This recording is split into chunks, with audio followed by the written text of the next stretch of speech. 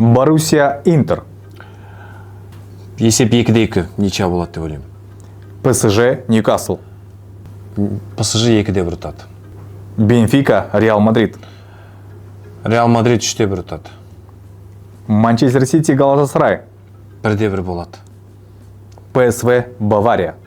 Примерно, Бавария бәрі ұтып кетеді. 3-1 ұтады. Ливерпуль Карабах. Бұл жерде енді қызық. Екеуіне де жеңіс керек. Карабах сенсация жасайды деп ойлаймын. Карабах 1-0 немесе 2-1 ұтады. Наполи Челси. Бұл жерде де екі ұжымға жеңіс керек. Бірақ енді Челси ойыншылары бәрібір бабында, сол себепті Челсидің жеңісі 3-1 немесе 2-1. Барселона Копенгаген. Барселона жеңіске жетеді. Бір есеп 5-2 болады.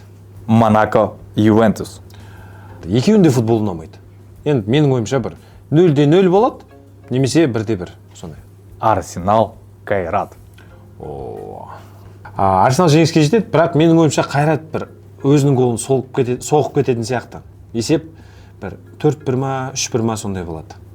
Чемпиондар лигасының матчтарын қайдан көруге болады? Әрине, тек қана Кинопоисктан.